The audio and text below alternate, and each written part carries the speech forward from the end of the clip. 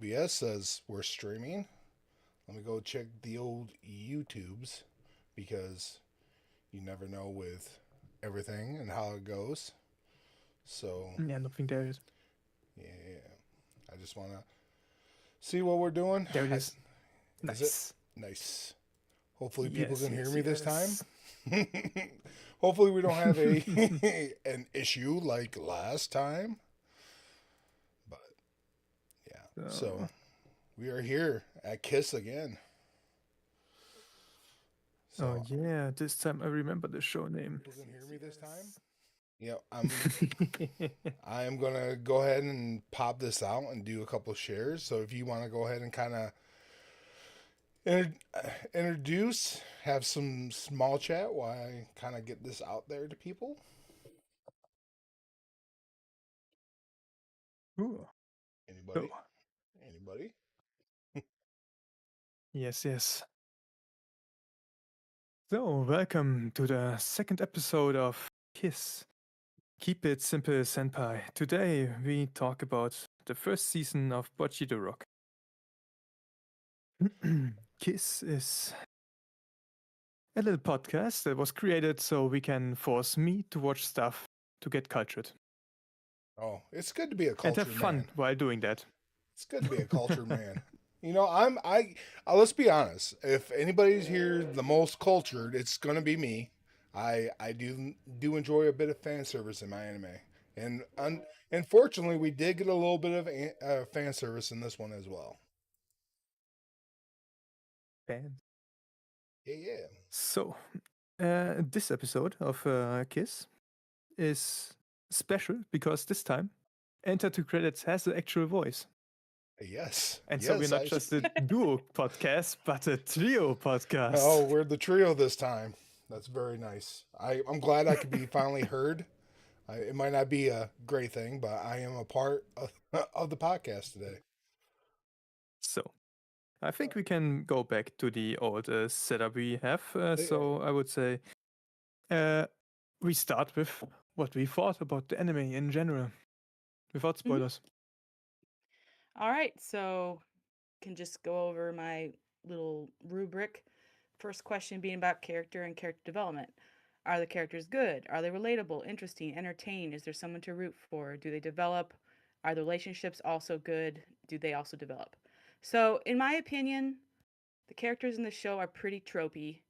There's the generic Genki girl, the generic Mr. like cool and aloof girl, the generic popular girl, and the generic shy and introverted girl. This is a very common setup for a lot of anime and a lot of fiction in general, but especially if you watch a lot of anime, you'll see a lot of like this genre that some people could just call cute girls doing cute things. There's a lot of these where you have a little group of most usually high school girls who are hanging out and doing stuff together, and they tend to employ these tropes a lot. And there's nothing wrong with it. There's a reason it's a tried and true kind of a formula. But yeah, it's a little generic. There are some depth to the characters.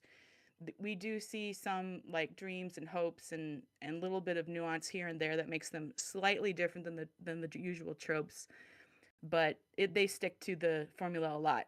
I would say the most uh, well drawn character, as it should be really, is the protagonist, Bochi, Hitori Goto. She is like actually a socially anxious person. It's not just the cute kind of socially anxious you see a lot in fiction and in anime. Like she is literally actually has a medical condition and should probably be in therapy or on meds or both. Like Yes. it's severe. She has a lot of problems. And the point of the show is really about her trying to connect with people, trying to grow beyond those issues and trying to reach out and make friends and like be a person in the world. And it is an interesting journey, but also, yeah, it's not anything particularly new. So yeah, I like the characters, but they are not anything particularly special in my opinion. Right. Yeah. Yeah, I would have to agree with most of that. I mean, to me, the main protagonist of the story is just it made me really think about other shows that I've watched that had social anxiety like Bocce has, and to me, I think maybe it's just my personal preference. I think Comey Can't Communicate does it a little bit better, but I mean, maybe realistically, Bocce is kind of like more of a social anxiety person that kind of gets forced into doing things and always trying to find an escape for it. Um, I will say, as far as characters go, I wanted more, and it's sad because I really think this show has a really great story under the water. The only thing is like we got to be a comedy, we got to be goofy. Hey, hey, hey, we got to Yeah, that's undercut some of the yep. really good story beats with really like misfiring jokes. Some of the jokes land, and I laughed, and it's very beginner friendly. This would be something I would introduce anime to somebody with. It is very easy to watch.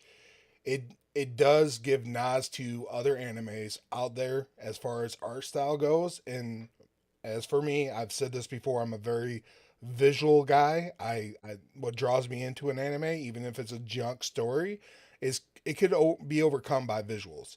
And Bocce the Rock, it doesn't really do it for me as far as visuals. So I really wanted a good story, and I got to be honest, like this, the characters and the story and everything underneath that's underpinning of this is very forgettable. It reminds me of just empty calories. It's like there's something here. I don't know what it is, but there's something I like, but it just doesn't hit the way it should. And for me, like I've said this before, is like I can only remember episode 12 if I think back on it. And during the second watch of this anime series, it was really bad for me to get through it. Hmm. How about you, Wolf? What did you think of the characters? Yeah, yeah, they exist in this world. Oh shoot, I drank something right before you said that. I almost spit it out. All right, yeah, yeah. Sorry, go on. And, they definitely do exist.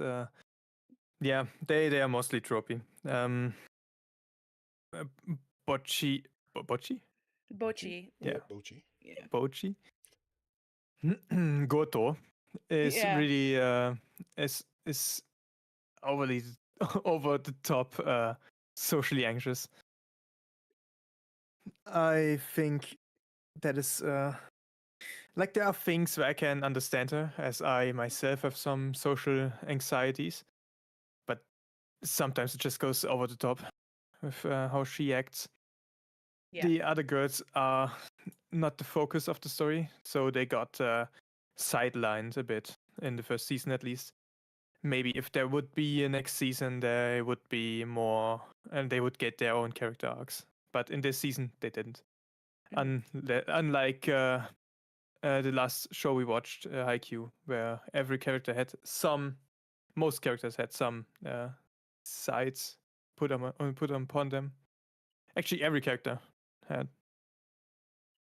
Yeah. So, Yeah. uh, yeah, Yeah, it's really the rough going back to back from Haikyuu to Bochi, like comparing the the characters. Yeah. the relationships between them is yeah Pretty generic. they Yeah. are in the tropes natural. They are how this goes in that kind of show. Hmm. Yeah, I Yep. think I Yeah. think we're all basically agreed. well, yeah, I the only person that might have a character arc in this first season besides the main protagonist is the lead singer, um Hmm. Kiata. She Kita. Yeah. Yeah, Kita. Okay. Yeah, she I, again, episode 12, the only episode I could remember from this first season.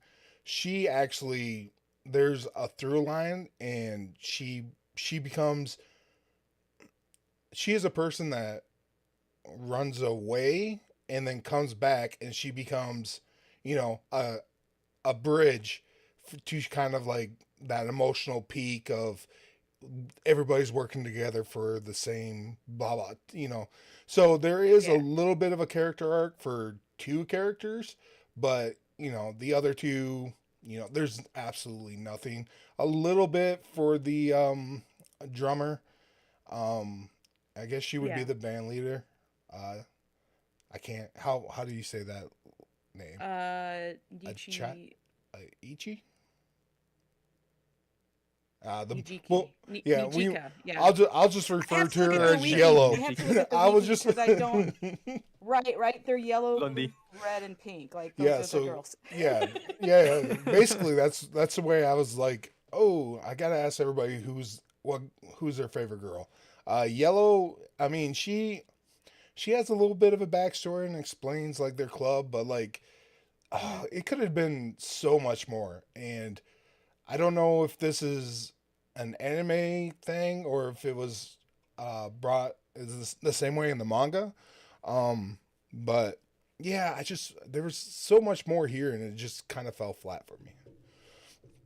Yeah, I did like the little bit of characterization about Nijika and her sister, the manager. I liked the Yeah, manager, what little bits we got of her, but yeah. Yep. It was yeah, very thin characterization. yeah. The big sis tsundere. How I Hmm. wrote Yeah. her in my notes. Yeah, she is. I mean, When we go from haiku to this, it's just like why? But I mean, yeah, Yeah. it's a standard tropes. But yeah, we can move on to. It's a very standard. Yeah. All right. So moving on to the second category, world building or setting. So, I mean, it's real life Japan. There is some like it's a club, which I mean, I'm not familiar with an underground club in Japan. So there was a little bit of learning about the world and how it works and like about the quota system and concepts were, introduced at a good pace as far as that goes, and but it was a lot of it was just set in Japanese high school, which is if you've watched any anime, you are very familiar with. So it was fine. It was fine. There was nothing crazy about it at all. Yeah, I would say the Yeah, world building is minuscule. As I mean, it's it's not going to take you out. It's not. There's not too much to explain to you because it's just present day. And like I said, the world building is itself is pretty simple. Like it's a story about girls creating a band and how they got to. It's not overly complicated. It's a very easy story. It's just the underpinnings of everything else. Like they do talk about my favorite girl, Blue Ryo. Hmm. She like there's a story there, but it just gets skipped. It just gets dropped. It's like there's Right. You only so hear about it in much. conversation. Yeah. Yeah. There's so much you could pull and peel from that character to kind of understand why she pushes, um, Bocchi to like create her songs the way she does, and like there's so much there, and it just falls flat every single time. So I don't know if they were overemphasizing on comedy instead of doing the actual story. I'm not 100% sure, but like to me it's just meh. It's a very meh. There's not every time something gets interesting it gets dropped. So Hmm. yeah. Actually, there's one character I actually like in this show, and that's Kikori Hiroi. Purple Girl. Uh, Purple Girl. the yeah, exactly, the bassist of Sick Hack, the band. Yeah. Yeah, bases are the best. She is the best character in my I opinion.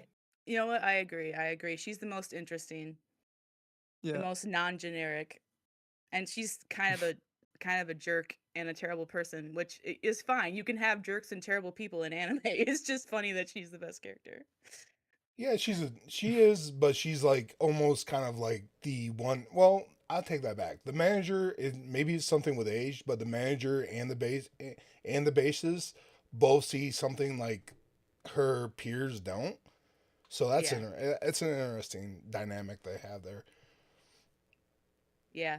Yeah, and I'm just looking at the questions I wrote in this part of the rubric. So one thing I asked is, do the characters fit into the world? I think this is where I can talk about something that bothered me through the whole show is where you were going with like the goofiness, because there's this dissonance throughout the show that really started to strike me on second watching that I don't think I noticed on the first watching. It's like you have this normal present day setting, you have this extremely um uh well explained and well drawn picture of social anxiety in Bocchi. Like I was shy as a high schooler. I was never as bad as she was. I was able to talk to people on my own. I didn't have to be dragged to go places, but I did like stick with people I knew.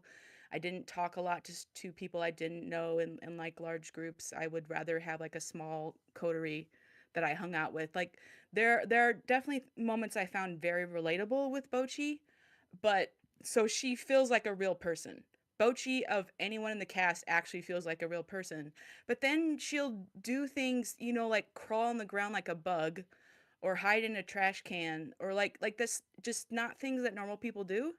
And yeah, it was this like you have this normal real world setting where you're trying, it seems like the writer and the studio were trying to give you this sympathetic portrayal of social anxiety and how paralyzing it can be.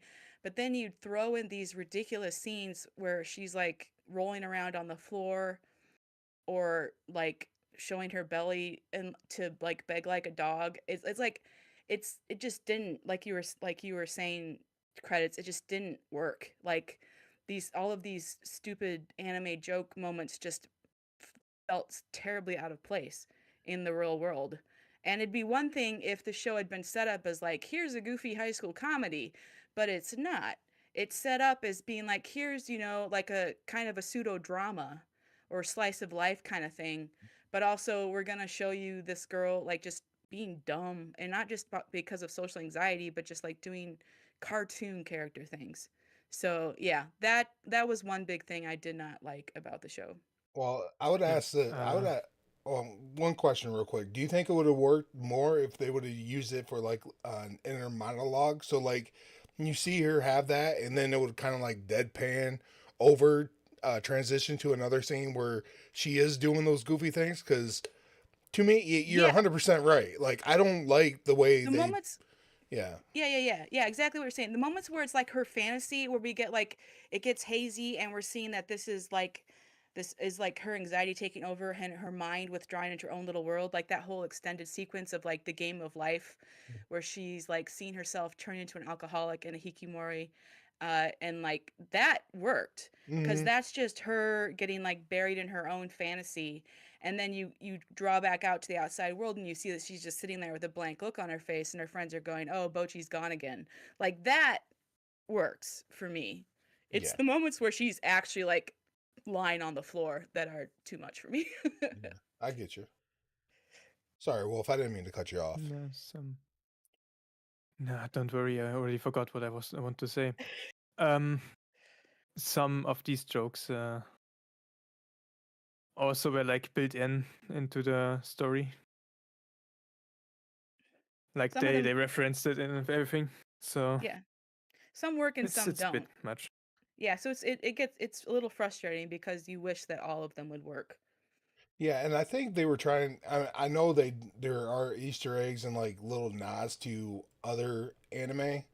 Like I know, Easy to Tell was like Fist of the North Star, Dragon Ball Z, a few others that uh Fooly Cooly, stuff like Hmm. that. So they were trying to like do those little nods, and it's kind of like this was kind of like somebody's fever dream, and it's like the visuals didn't really work, the jokes didn't really work, the story that you were trying to tell in didn't really fit into the vision style. Like there's a lot of things like wrong from like a storytelling aspect, I think.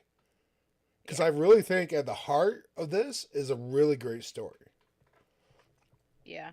Let's move on to plot and story. So, is there something to grab your interest? And does the show continue to hold that interest?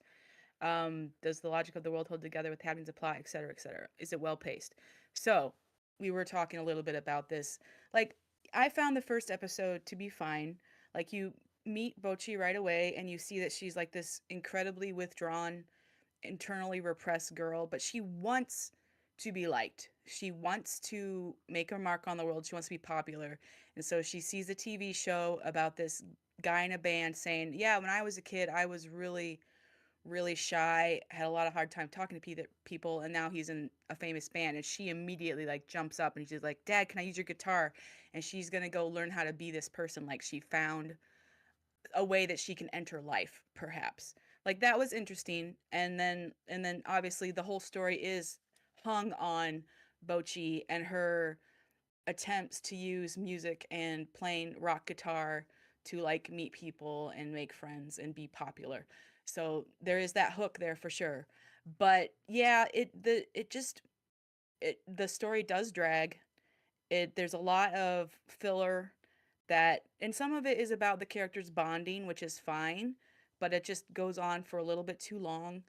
Important story beats are kind of paced out a little too far, and it takes a while to really build up to something interesting happening, and changes actually happening in Bocchi. And yeah, and in the end, like, and honestly, I don't really like for an actually introverted and shy person to make friends. It's like, yeah, sometimes someone's gonna come and talk to you, like what happened with her in Nijika.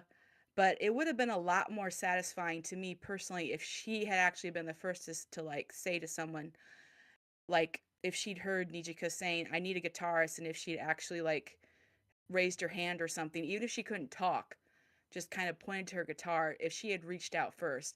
But instead, it kind of happened like her fantasy, where she was like hoping that if she brought something with her, like a CD or band merch, that someone would finally talk to her without her making any first steps. And so the first step being from someone else was a little bit unsatisfying for me, I'll be honest. And she does later actually start to make steps for herself.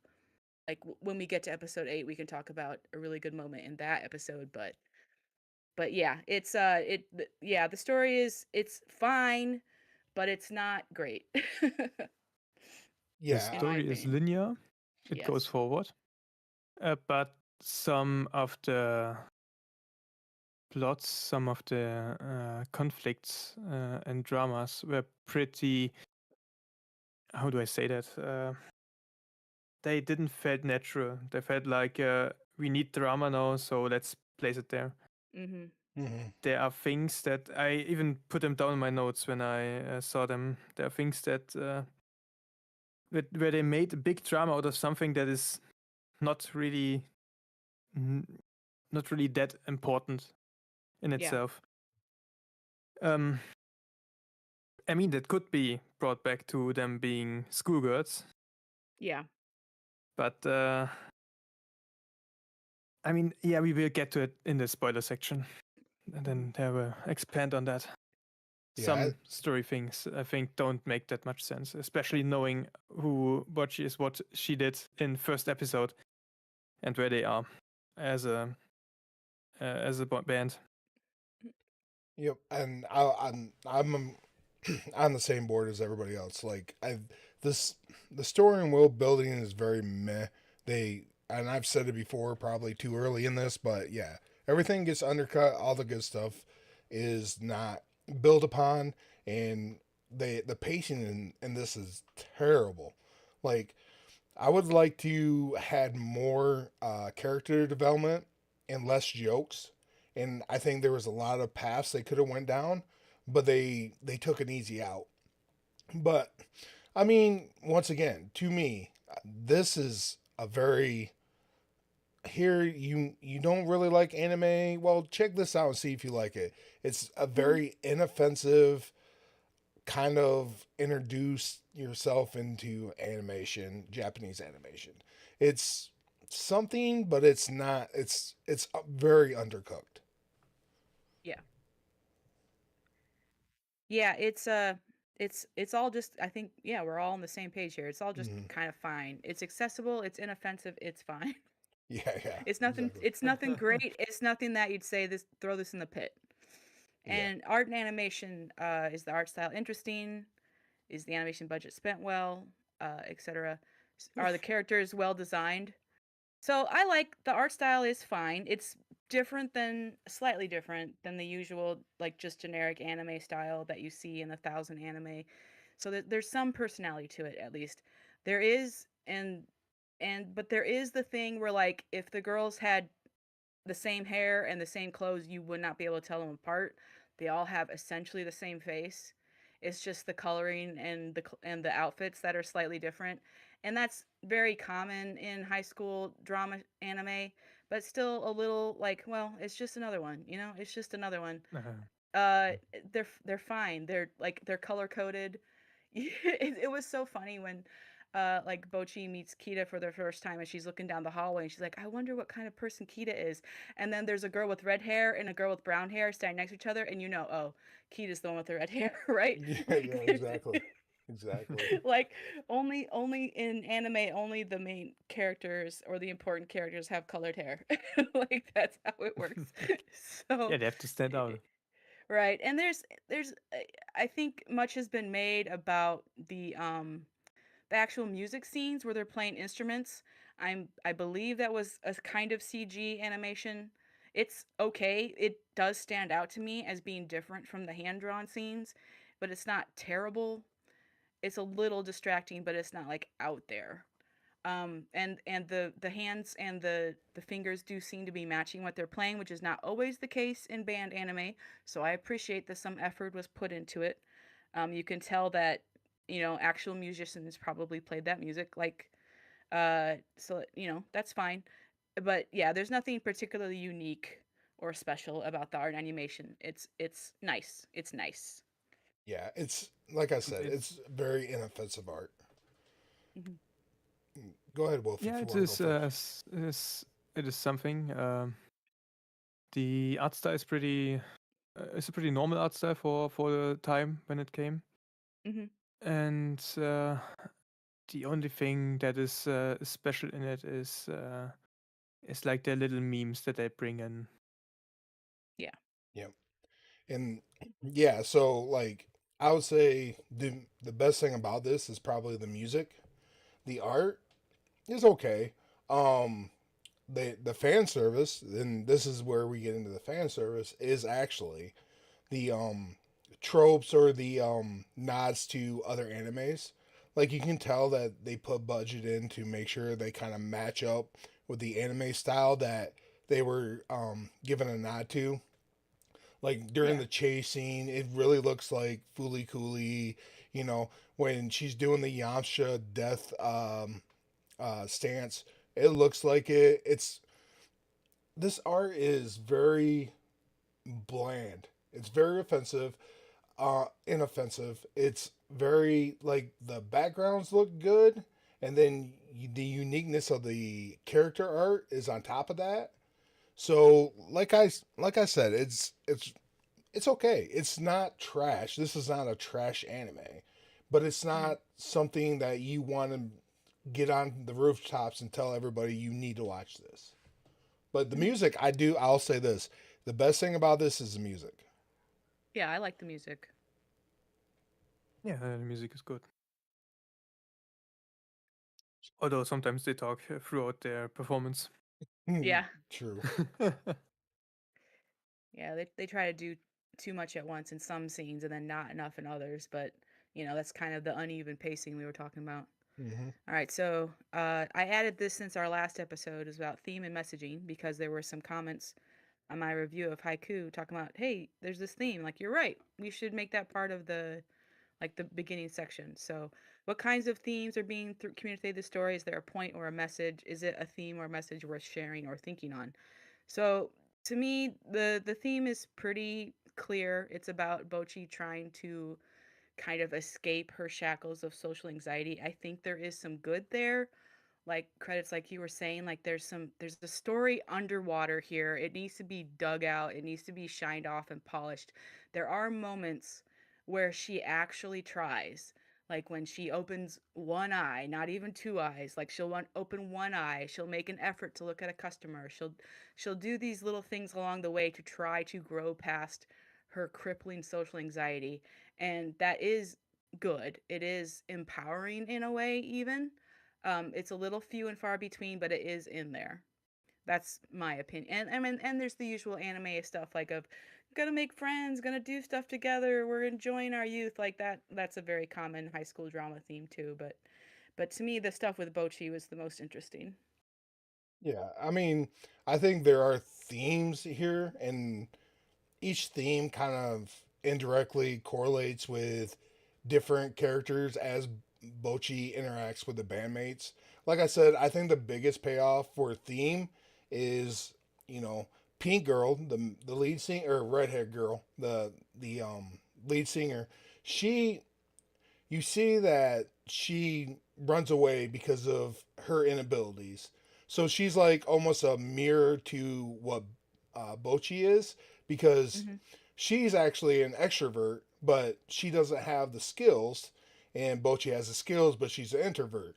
And somewheres along the storyline, you know, Bochi's mentoring her and blah blah blah, and we get to a culmination of she's actually picking up pieces when our protagonist is kind of unraveling, and then of course protagonist energy comes out, and you know she breaks out of her shell a little bit more.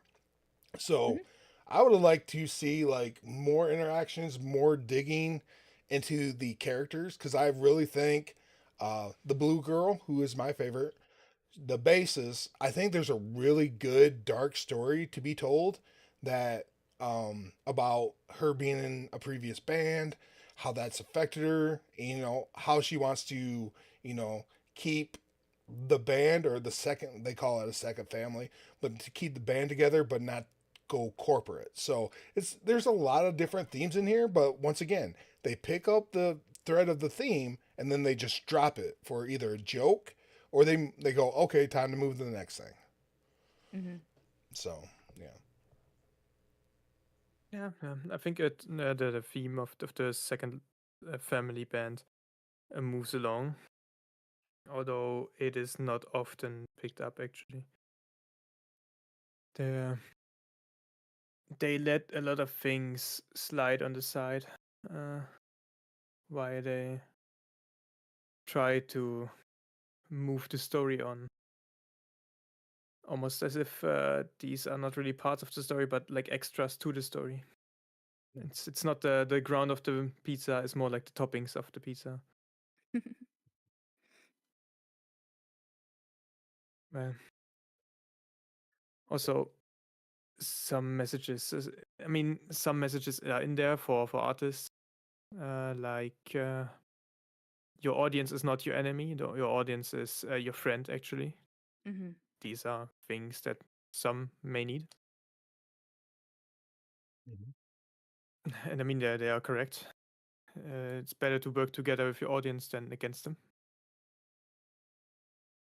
So Yeah, there's that. yeah, I liked that moment They have too. some. They have some nice little messagings, Hmm. mostly from one character only. Yep. Yeah, it's like I said, it's very an undercooked story throughout the whole series. All right, I think we're ready to give it some kind of rating. Um, I'll just say for me, like I think when I first watched the show, I think I gave it a higher rating, but on second watch and with a slightly more critical eye, I it's a 6 out of 10, I think. Like it's fine. There's nothing wrong with it. And yeah, if someone was like, what would be like a good anime for a teenage girl who likes music and is in high school to watch, I might say she could try Bocchi the Rock. And if she likes that, there's a lot of other things she might like more. Right. Yeah, I'm definitely in the six category, because I know originally I gave this an eight, and I second watching this is, and especially if you're definitely looking at it critically, this might be barely a six, but there are, like I said, there's really good stuff here. I would definitely recommend for anybody to watch it, and there are some good messages in here, and like I said, once it culminates into episode 12, there's a lot of good things they're building towards. They just undercook everything. But yeah, an easy six for me as well. Yeah, I actually think it's a 5. Nice. I could be Close talking It to to a is it there. is five. like the middle road of anime, I think. Yeah. I mean, there That's are totally shows fair. that are cute girls doing cute things that are better. Yeah. Yeah. And as for who I would recommend to, like I said, I would recommend it very narrowly, like just to someone who's like, I want to try anime, but there's not much I enjoy, but I am this person and I'm interested in these things. Then I would say, well, try Bocchi. But honestly, if someone had never watched anime before and it was a teenage girl, um, I would probably tell them to watch Demon Hunter. Yeah, Demon Hunter has got a lot more shiny lights. This, like I Yeah. said, this is very normie coded. This is very inoffensive. This is kind of like, yeah, if you want to try it out, this is something that nobody will get offended if you give it to them because I mean, If you are someone who knows that you likes the cute girls doing cute things genre and you've watched a lot of them and you've never heard of Bocchi, then yes, you should watch Bocchi. You will enjoy it. I get you. Yeah, yeah, yeah. That's yeah. I think we're right there. I think we're all kind of agreeing. School girls. Squirrel Yeah. girls, yeah. Yeah, and would I let kids see it? Sure. There are a lot of other Yeah, things I would want them to watch there's first, but it's fine. Yeah, yeah. there's nothing really offensive in there. You Yeah, can no. watch it Yeah. with your entire family if you want. Yeah, Yeah. this is just empty calories. If you just need something on the side, this is a go to. It's nothing that's going to blow your socks off or you know. And it's sad because this could be so much more. You know what I'm saying? Mhm. Because there's a lot of really good elements in here. It almost makes me mad now that I think about it. It almost makes me mad that it kind of just dropped the ball like this. Yeah, I love music. I love like learning about a new thing I've never seen before, like a club scene and like, well, we do see club scenes in Japan and other anime, but not quite like this. Like, yeah, they could have done a lot more with it, and they didn't. They made kind of a dumb little slice of life comedy drama. It's That's fine. sadness. All right. Did we All get right, should we into move it? on to get into like discussing things in detail. So, I have the wiki Nice. open. Yeah, Um, I will s- make you want to lead because I it like my notes so much. I will Okay. start with my little notes. They are not every episode has notes. I think 2 and 3 don't have notes. And I will start like with a small synopsis, and then you can actually expand on that. Mhm. I think that's really funny because I like some of my notes. Some of the notes I think are funny, if I do say so myself. Okay, great. Great. Yes. So, as we heard before, episode 1 starts with Bocchi. She is socially inept. She is very shy, has probably social anxieties. And as she watches TV, which is funny enough, the same opening as back then when we reviewed Haikyuu. They watch TV, see something they like, and then it decides the life for them. So she sees someone in a band, and bam, that awakes her need, her want to become famous and be part of a band. So she takes the guitar of her father and does learn how to play it a lot. That's pretty much all she does. So then she posted stuff on YouTube and became famous there, which is a big plot point that does not come back until episode 8, I think it was. No, wait, actually. Episode 8 or episode 9? Yeah, It's episode like 8. Episode 8. yeah. It will never be mentioned really again. And it's not important at all, which is weird, but yeah, go on. Yeah, especially since she is not a small channel. She's like a Sky Bros level channel. It's Yeah. not like 4,000 nobody. subscribers, especially in Yeah, Japan. That's a lot. yeah. So she is cringe. Mm. That happens in the episode. Yep. Oh yeah. Then A lot. in the middle of it, she goes and drops the German 9 3 times. Very important. It's I Bocchi the forgot German at this point. So, and as all introverts, she gets pulled by a blondie. Mm. That is the quick synopsis, the low IQ synopsis of the first episode of Bocchi the Rock. Yeah. Yeah. Yeah. No, Yeah. that's pretty accurate. Pretty accurate. Yeah. So yeah, I already kind of went over the first episode earlier in this review. But yeah, she is Bocchi wants to be famous and she wants to make friends, so she teaches herself to play guitar. She spends 3 years in middle school trying to tempt people to talk to her by putting CDs on her desk and wearing band merch and like walking around and like hoping that someone will talk to her and no one ever does. And then finally in high school, she gets the idea to wear a guitar. And meanwhile, she's uploading videos to YouTube under the name Guitar Hero. And she's very good and internet famous and has 30,000 subscribers and tons of comments on her videos. And then she in high school she gets the idea to go to school wearing a guitar, hoping that, you know, if it the small things didn't work, maybe a big thing will work. Maybe someone will actually talk to her if she wears a guitar. And it actually happens. Like the first day she goes to school wearing a guitar, Nijika, who needs a guitarist for her band because her guitarist ran away, uh, chases her down at a playground and says, "Hey, I need you," and drags her in to this tiny little band called Kessoku Band in this little underground club called Starry, um, and makes her play her first live show like instantly the same day. And they're terrible, but like they have potential, and maybe they're gonna keep going. And that's the basics of the first episode. Yeah, you can't forget the mango box. She's got to play inside of Yeah, a mango box because she's used to playing inside of her closet her for closet. the internet, and it's like okay. And the other thing too, and they do allude it in further episodes, like you see the inner monologue that she does have. So it's really weird, but like she wants to be famous. She's doing these things. And by the way, I hate the name Guitar Hero as her YouTube handle. Um, because I mean, it's more cringe, I guess. It would have been taken. Like that one would have been taken long before she started a YouTube channel, to be fair.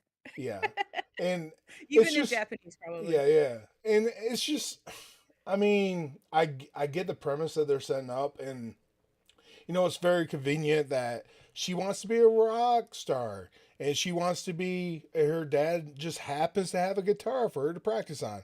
It's just like, it might have been actually cool if we would have seen more of a drive for that, and I think it's kind of glossed over with a lot of convenience that these things she had access to these things.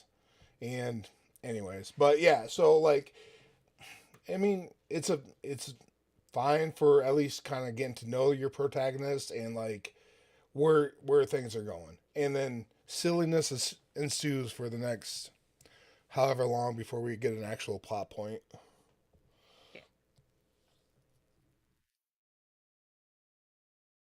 Yeah. Yeah, it's a perfectly serviceable first episode, but yeah, it has that already, like right at the beginning it has that dissonance of like this extremely severe social anxiety that's actually pretty realistic, and then this goofiness. Like it's there like right away, right from the beginning. I mean, yeah.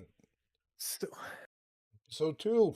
And if nobody notices, the actual episodes list, like the first one was called "Lonely Rolling Bocce," and it's basically laid out like an album cover or like a album. So each title of the episodes are like songs. So like Mm, the second episode is like "See You Tomorrow." So that's a theme they went with. Figure I'd mention it.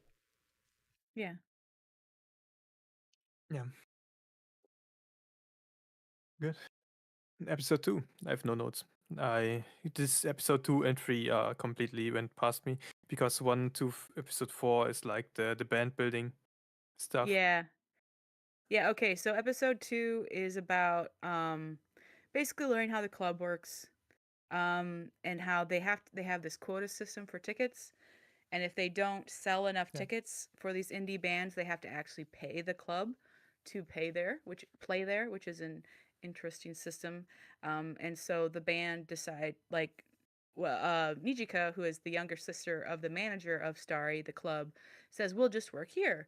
And then Bocchi tries to give herself a cold, like just doing stupid things, like getting into a tub full of ice water for 20 minutes is what she's might under bet. That's literally impossible, I think, for you to stay in a tub of ice water for 20 minutes. Like that's just stupid.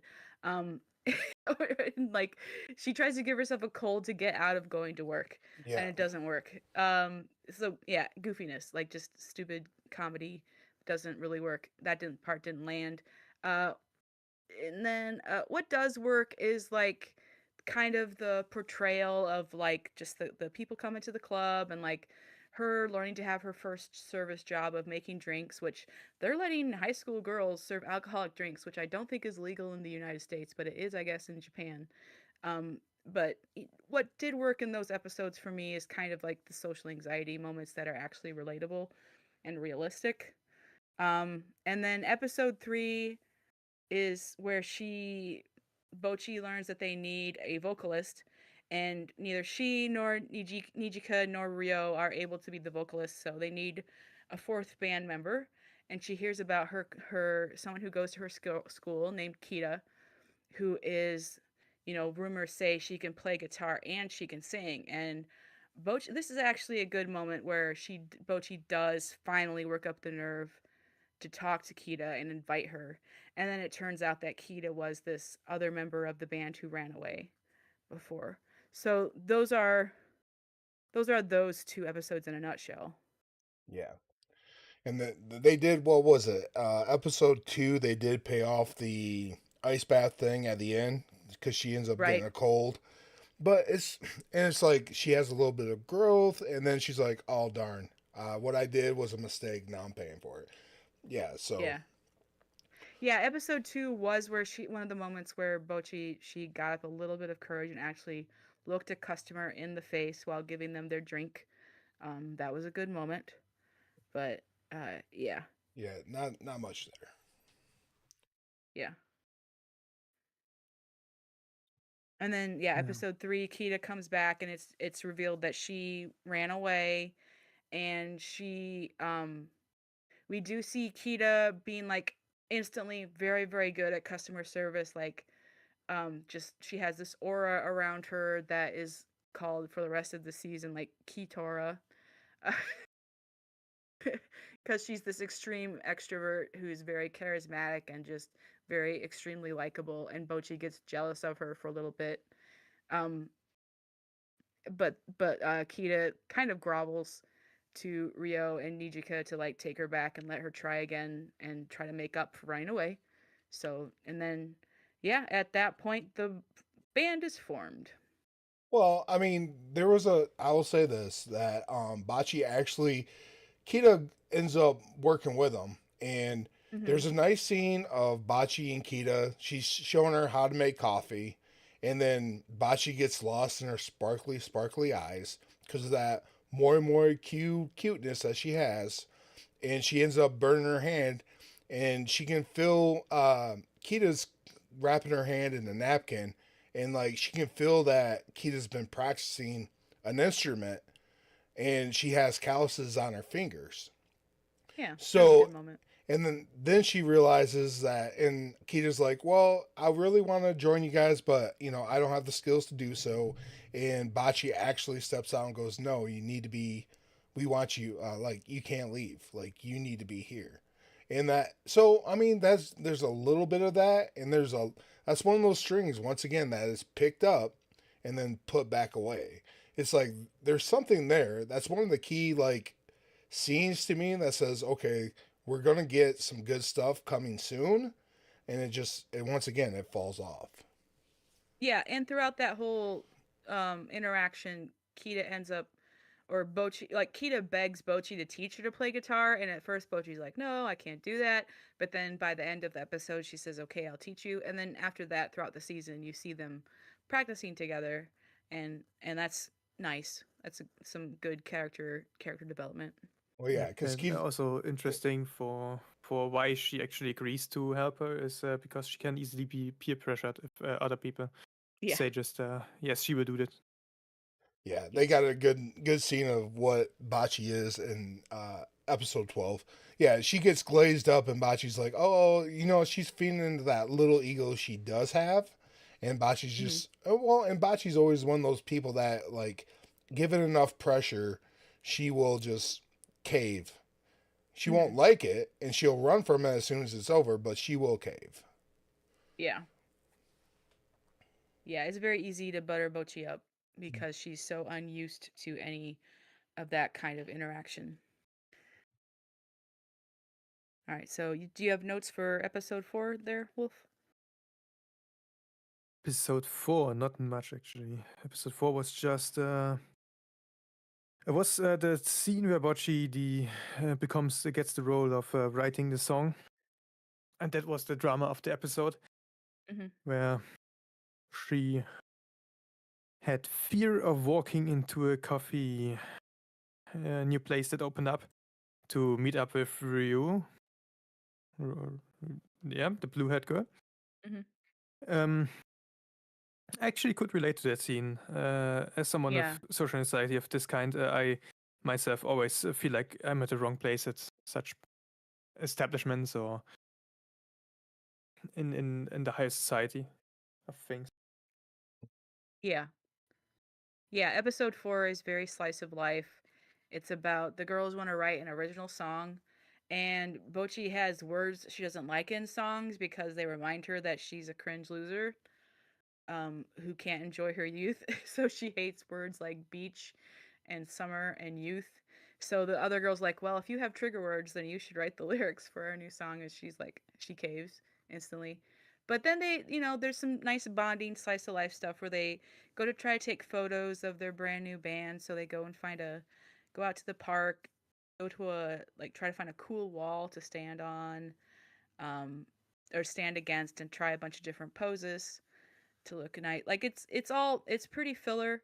It is some like nice bonding moments. It's not important. My favorite scene in this episode was the cafe scene. Um yeah, like Bocchi like being nervous to go in was pretty relatable. But then the conversation she had with Rio, I actually thought was a pretty good conversation. It is one of the few times where you get some character development for Rio, where she's talking about how she left her old band because she thought it was good that their lyrics were kind of um like not Honest. mainstream. Yeah, that it was kind of about like maybe not punkish or rebellish, but just like not like the normal mainstream pop. And then that band wanted to make money, so they were going to start making more pop songs, and so she left. And so she's like, and I did think also thought it was very interesting that Bocchi chose to go to Rio to show her lyrics to because she's like, Rio won't humor me. Like, this is something that as creatives, I think we all feel sometimes is that I don't want to be glazed. I want someone to give me genuine feedback. And so Bocchi she could recognize that Rio was the kind of person who would give real feedback, and so she sought her out. And that's what Rio did. She looked at her lyrics and she said, "Are you happy with these? Is this what you wanted to write?" And Bocchi's like, "Well, we're trying to be band-like, so I thought I should do something band-like because that had been a whole theme of the episode." And Rio basically told her like, write something from the heart. Like that's what I want. That's what I like hearing, and you'll be happier with it too. Yeah. And then at the end of the episode, Rio writes her own song, kind of inspired by Bocchi, and kind of steals that whole spotlight. Yeah, it's very nice because once again, we do actually start having, some pieces of character building between the two, right? Because Bachi knows that Rio's an actual person that's not going to sit there and tell her false truths. And like Hmm. Bachi is so incisive and nervous that she wants to, do the best, but she thinks the best is, do what everybody else is doing, but it's hard for her to do it. That's why she's having the mental block. And then Rio just reassures her that, well, you could do you. And plus, wouldn't it be even funnier if the pretty sparkly girl are saying some really dark things? Like, Yeah. isn't that a meme? Isn't that funny? And it's it's really good character work in that very small section of the episode Well, it's just unfortunately is the end towards the end of the episode. You just have to get there to get that little nugget of good stuff. And oh wait, there's isn't this the same one where they talk about Bocchi getting a social media account and she was like, "Well, I was just turning a monster for likes." Yeah. Yeah. So I Yeah. mean, yeah. So there is like, it's really weird. Like the way they mash her inner dialogue and the actual story and the scene. So there's some stuff in it. Like I'll re again iterate that there is some stuff in here that's really good. Hmm. But we can not ignore the fact that she says that in the episode, but on the other hand, she already has 30,000 subscribers on a YouTube channel as Guitar Hero. Yeah. And she doesn't seem to think that's all that important. It is a weird dichotomy there. Yeah. Yeah, it's one of the inconsistencies the story has, right? Yeah. Yeah. Yeah. Or maybe it's Well, because like her YouTube channel is faceless. We do see a clip of it, and it's basically the guitar and her torso.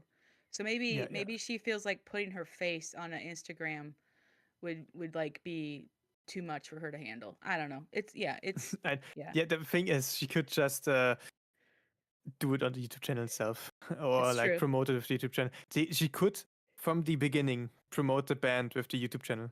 Right. I thought of It that. The is whole out there.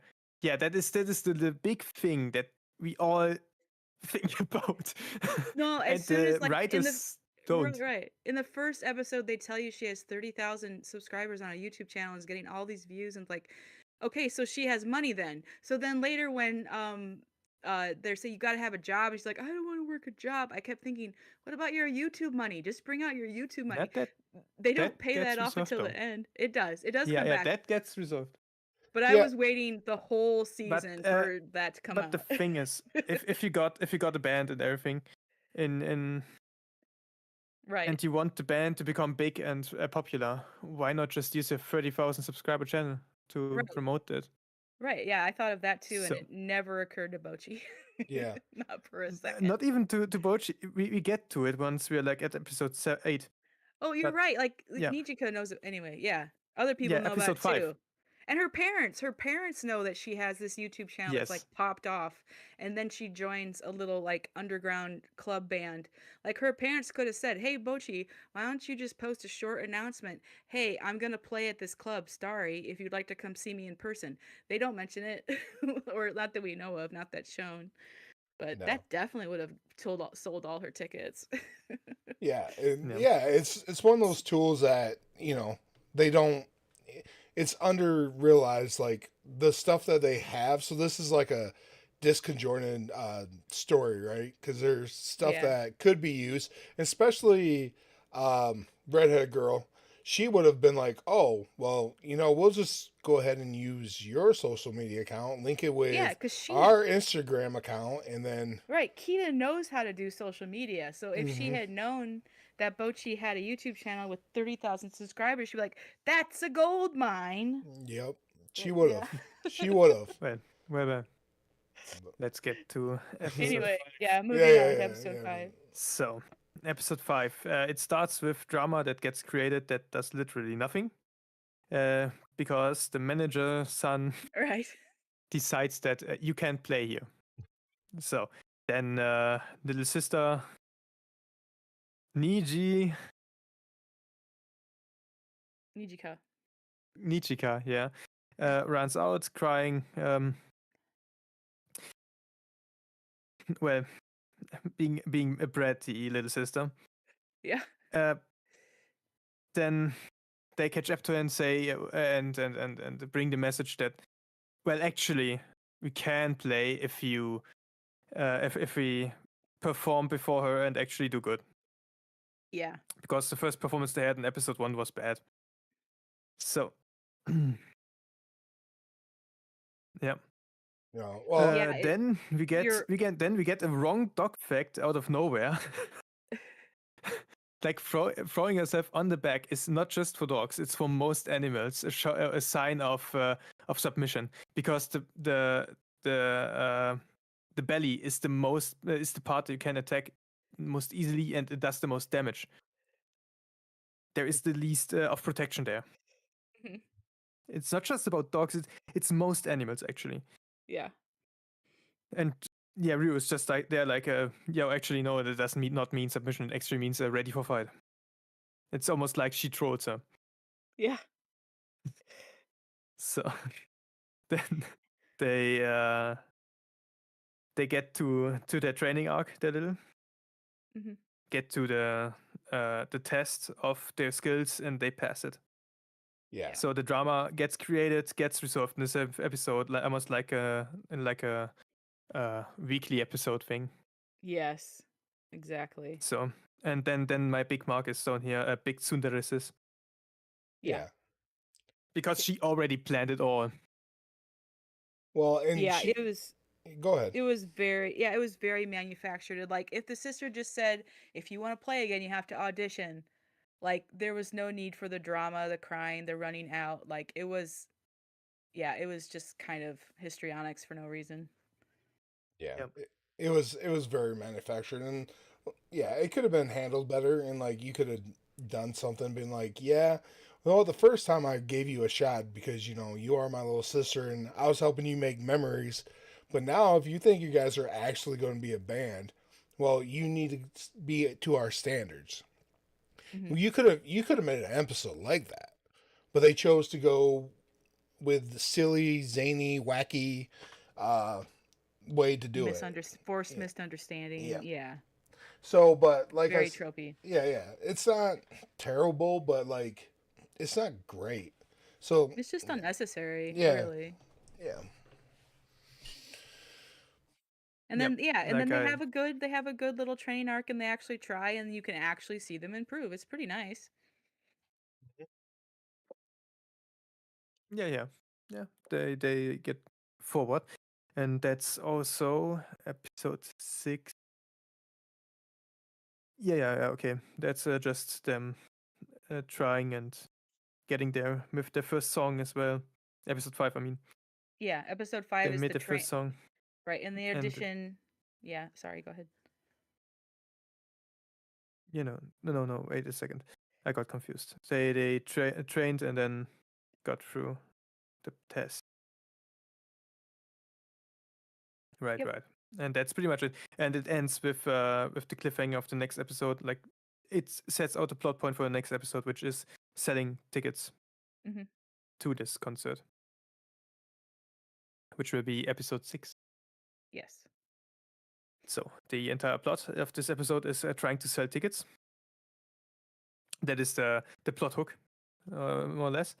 We got Bocchi, who is the only one who can sell her tickets because she only got like 2 people she can sell it to, which are her parents. So she got 3 more tickets to sell. That's when we get introduced to the best character of the series. I Mhm. forgot the name. Purple-haired girl. That is Yeah, Kikuri. I didn't catch that name until like yeah. episode 10, so yes, but Kikuri. She is notoriously drunk and drinks even more. Yeah, there we get a bit of botchy things, like her being able to produce a lie that is like 20 sentences long out of nowhere Yeah. just because of a social anxiety. Yeah. yeah. She's gonna Like she's gonna go sell a guitar. She just bought it and she don't got the knack for it. So I've only had it for a day. I'm just gonna go get rid of it. Don't beat me up. Yeah. Yeah. I mean the jumping to conclusions is very in character for us. She's really how would the young people say, doomerpilled. She's Mhm. really has a pessimistic mindset about things Mhm. and really dark and depressing way of looking at things. She always assumes the worst in people, Mhm. which is never a good thing, guys. I made a video about that. That's not a good thing.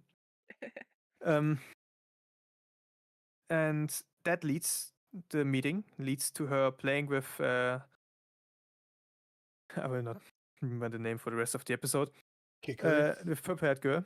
You can Yeah. call her purple Kikuri. hair girl. That's totally fine. Yeah, purple girl. She gets to the first concert outside of Yeah. and that's when Kikuri tells her that the audience is not your enemy. You don't have to Mhm. fear them actually. So, and that's also the first friend she got outside of her own band. Well, that's when she makes her. And she sets Yeah, she Yeah. sets 2 tickets, and then the last one she sets at to Kikuri. Yes. Yep. The first 2 fans, like live fans, that's not on YouTube or whatever. Yeah. Yeah. Yeah, no, I really did enjoy the live show they did on the street. Like the music was really good.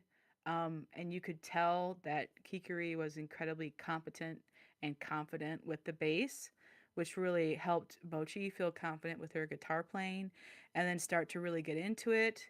And yeah, Kikuri's line about how the audience is not your enemy, very good advice for anyone who has stage fright. Like, and in this context especially, like everyone who stopped, this is something that Kikuri like either thinks or says out loud. Everyone that stopped here are people who stopped to hear you play, so they're already like predisposed to like you. They're willingly giving their time to listen to what you're gonna do. And that kind of finally sinks in for Bochi. At first she was playing with her eyes shut, then she opens one eye.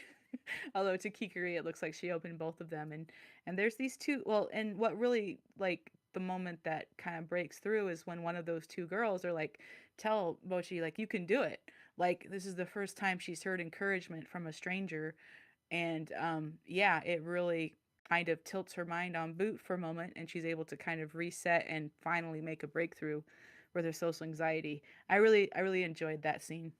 Yeah, I think 2 really good things happened in this episode is it shows Bachi, even though that she met a stranger, she's willing to help somebody out because she nursed Kikuri back to health. Then in return, Kikuri teaches Bachi something. Like Bachi notices when they're playing the street performance, like all Kikuri was doing was match like ad libbing and matching up to what Bachi was doing, and that pays off in later episodes where Mm-hmm. Bachi, you know, takes over and is like, okay, follow my lead and let me match up, get you guys back in rhythm.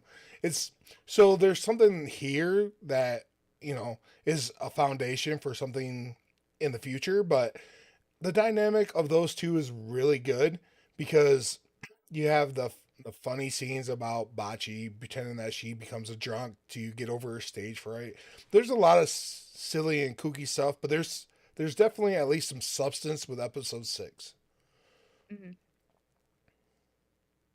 Yeah. It's one of the big episodes. After that, episode 7 is once again just a slice of life episode. Uh, I called it Bocchi Home Alone. Yeah. She That's got good. her 2 invaders, Kita and Nijika. Nijika, Mm-hmm. getting there, visiting her to get the t-shirt design. There we learn also that Rio just decides to not be able to do things with people, as she always got a different uh, a different lie to tell on why she can't hang out with people. Yeah, if she don't want to do something, she tells people. She comes up with some tragic story of her dog just had surgery or her grandma's not doing well and stuff like that. So it's kind of a Yeah. trope that she uses in high school. Yeah, and in that episode, it's like I said, it's mostly like the downer one again, where like there is not much going on. We only get a bit more of Bocchi's parents talking with Bocchi's friends now, new Yeah. friends. It's perfectly fine. There's bonding but it's not necessary at all. It's cute but not necessary. Yeah, I would say this is Yeah, episode 7 should have just been called cringe because everything everything Bachi does is very cringy, over the top, yeah, and Yeah. yeah. so I mean, is it a good no, it's not a good episode. No. The No. very like last 2 minutes of like her family maybe, but like it's it's like an episode you could easily just skip and you're not missing anything. Yeah, nothing Yep. happens. There's no plot development. There's no character development. All they do is design a T-shirt, which they could have just showed the T-shirt at the beginning of episode 8, and like this is what we're gonna wear when we're Yeah. playing. Like that's it. The That's the only new thing. Yeah. entire episode is just a side quest because Yeah. in the end, Nijika decides to just do it herself, the T-shirt design, and it's pretty much done. Yeah. Like And it's a the fine design. the whole plot point of it, the first thing, that the T-shirt designing is not really what is happening there. It's just the way to get them to go to Bocchi's house. Yep. And then, yeah, like I said, then we need to watch just cringe. Like, how cringy can Bocce be? And it starts the big banner outside the house, the glasses, the party hat. All it's just like I said. This is just a waste of 24 minutes. It's not something that Yeah, a real person would do. Like that's like when I was saying at the beginning how Yeah. like sometimes Bocchi just does things that aren't realistic. Like a person with social anxiety, like it's just turning they do so much of the show is about a sympathetic and realistic portrayal of severe social anxiety. And then you get this episode where it's just like, here, she's a cartoon character and she's gonna be dumb for 20 minutes Mhm. in your face. That's what you're getting. It's Mm-hmm. like, okay. Yeah. And yeah, I mean, yeah, they dress her up, so it's a very very slice of life. Just yeah, it The was a one waste. moment that actually felt relatable was where like she leaves the room for a moment while her parents, her family and her friends are talking, and then she comes back and they're all like laughing it up together and she feels like alienated for a moment. Like I felt that. I Yeah, felt like even Yeah. in a house full of people who love me, if I come in a room where everyone seems to already be like enjoying each other's company, I can feel a moment of like, oh, should I go sit down there? But then I do and it's fine. Like so that moment was relatable. yep, I actually am I'm the cringe person in this. I know this feeling exactly that Bocchi had, and that's something you actually normally only get if you have really trauma. It's something with social anxiety. That's not something you normally do, especially not if you act like Bocchi does normally. Like the way it begins is with Bocchi being like there with her party hat and everything, and trying to make it more like a party and more like a party people thing. And that's not something you do if you have that kind of anxiety, social Yeah. anxiety. Yeah. yeah, Especially since this flopped, like the last 6 episodes that were there. yeah. And then At the other some point, she has to get it. yeah, Mhm. the other thing that was kind of weird too is like her parents are like, "Oh, we thought you were invisible." You know, it's kind of it's really weird that her parents, as supportive as they are shown later in the episodes or in the season, like they kind of just rag on her. Oh, we didn't think she had real friends, and the tone and manner of this episode. That's why I'm like, please skip episode 7 because it's really weird. Like it feels like it doesn't fit right here. Like it should be somewhere else in the season, maybe. Yeah, like earlier maybe. Yeah, you're right. It feels like it's earlier in Bocchi's journey, but yeah, and also well her parents are like yeah, the what they said was, "Oh, you're not imaginary." Because Bocchi does have an imaginary friend. She has like a little animated guitar and a little animated microphone that like dance around in her thoughts as part of her like fantasy sequences. That works perfectly fine. So it's kind of funny that her parents are aware of her imaginary friends. Um but yeah, by that point, they should have been fully aware that Bocchi had actually managed to make some friends and join the band. So Well, they've yeah, already it's seen the weird. photos in her room Yeah, that was that's caked over that's all the right. wall. That That's what right. You're that's what I'm right. saying. This episode seems like it's out of place, and this is kind of what I'm getting to when I said the story is very disconjointed. Like this seems well out of place of where it should be. Yeah, it's a weird Well, episode. good that we talked about 20 minutes or 30 minutes about this episode. Because so you can cut the next episode short, episode 8, because nothing happens there. They get on the stage, perform. The first song fades. The second song wins the hearts over as Bocchi gets her character development. Yeah, cue the title. Yeah. Yeah. Yeah. She gets in the after party. Nijika talks about that she knows that she is a guitar hero, and then she calls her Bocchi the Rock because she had the character moment where she stepped on the ground and pretty much led on the people. Yeah. Yeah, that is also the title of the episode. Looking at the wiki here is Bocchi the Rock. Yeah. So I love episode 8. I think it's really good. Yeah, it's a really, really, really good episode. Well, episode 9. Okay. No. Yeah, we can talk for half an hour about the bad episode and then the good one. But no, okay. So yes, there's a lot of Bocchi actually has character development. I thought it was really lovely, and I did think it was very interesting that it starts out with like this is stuff going wrong, like things go wrong from the beginning of the episode. The typhoon that was supposed to miss Japan has hit instead, and it's raining and pouring.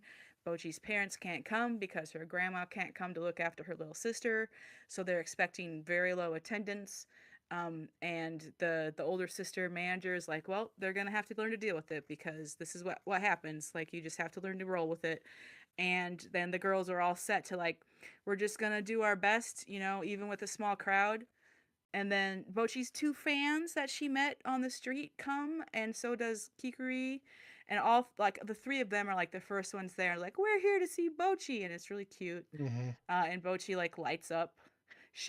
Actually, she literally has her, what is it? Like, was that a Dragon Ball Z moment? I've never watched Dragon Ball Z. No. Yeah, well, did she go Super Saiyan? I don't think she went Super Saiyan. She had pink light this time. shoot out of her head through the roof of the Yeah. building. Oh, up no, into no, the no. sky. There's, She had no. the big energy thing. The Yeah. Dragon Ball thing happens later.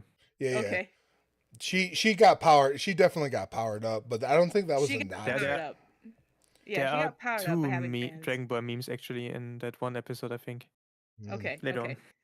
Yeah, but anyway, it is a very sweet moment where like, and as creatives, I think we've all felt this too, is like you get just even one person who's like, hey, I like your stuff, I'm gonna follow you. Like, that is so empowering and so encouraging. And then you get 2 people doing that, and 3, it's like it's exponential. It's like, holy crap, there's people who want to appreciate the things I'm making. That's so fun.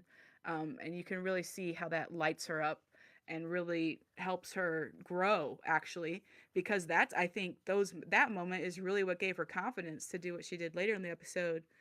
So yeah, there's a very small crowd. There's only a few people. A lot of them are there for actually to see bands that are coming on later, and this girl's band is the opening act. So it's a tough crowd.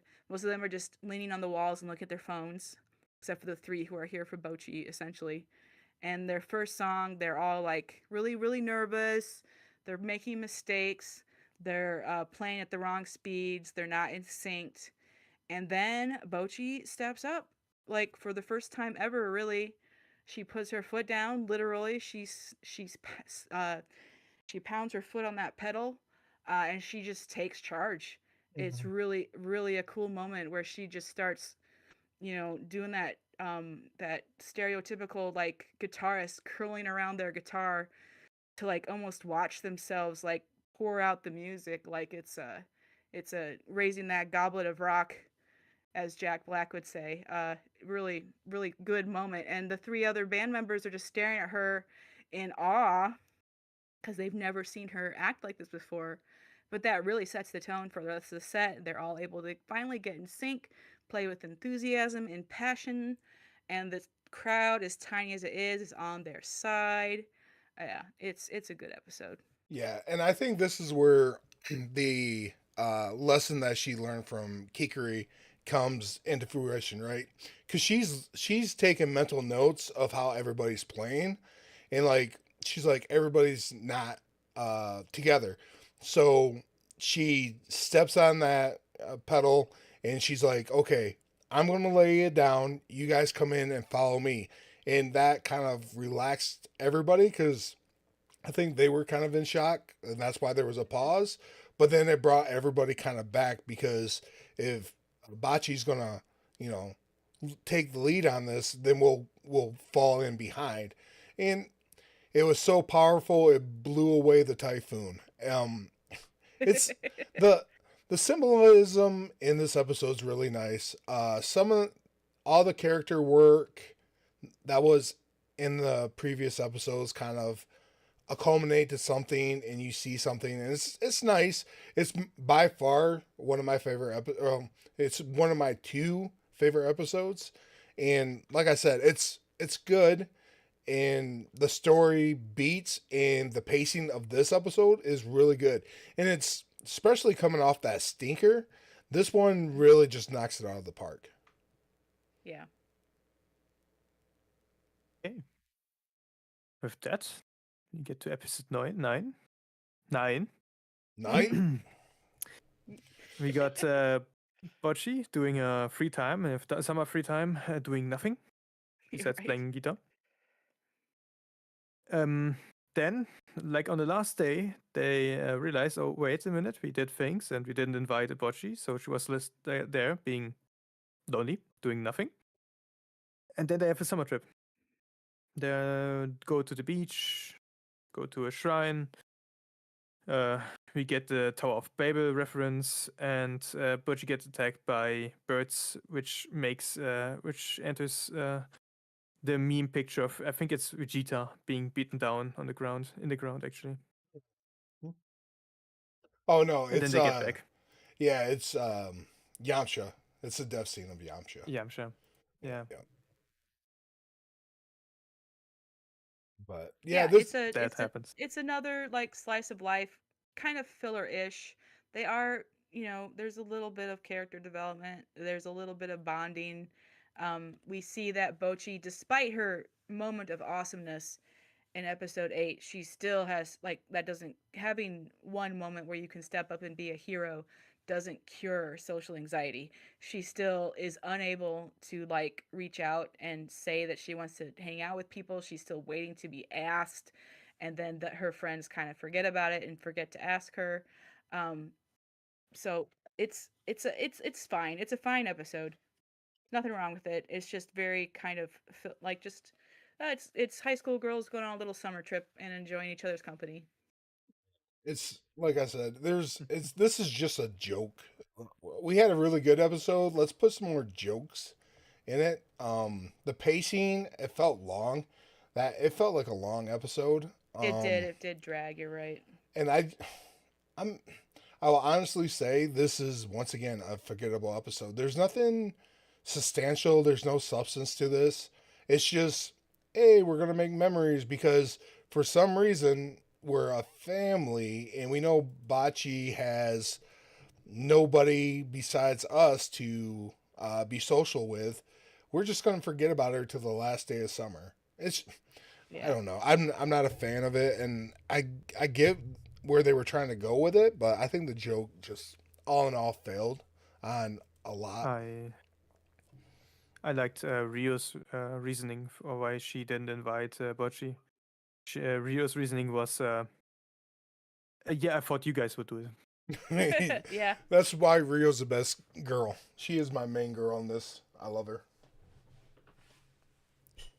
Yeah. She's just Well, kind episode of 9. lazy and like doing her own thing the whole time. But yeah, all right. Yeah, moving Yeah, on. well, she is kind of an artist. She has like specialized knowledge only of, and that's also a thing we learn in episode 9. She has specialized knowledge only in music Yeah. stuff. Yes. If it's not music, she don't she care. Yeah. Yeah, and then she doesn't learn it, or she can learn it for like one test, and then it's out of the system again. She can cram everything in her head for a day and then immediately forget it, except for the things she cares about, which is music. And that's about it. Yep. Yep. So that segues us to episode 10.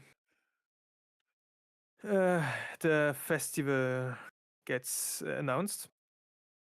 Bocchi is almost automatically filled her application for her band to get on the stage on the festival. The festival will happen after this, and this entire episode is pretty much just debating if she can or she can't do it. and it gets resolved by her not doing it, but Kita does it. Yeah.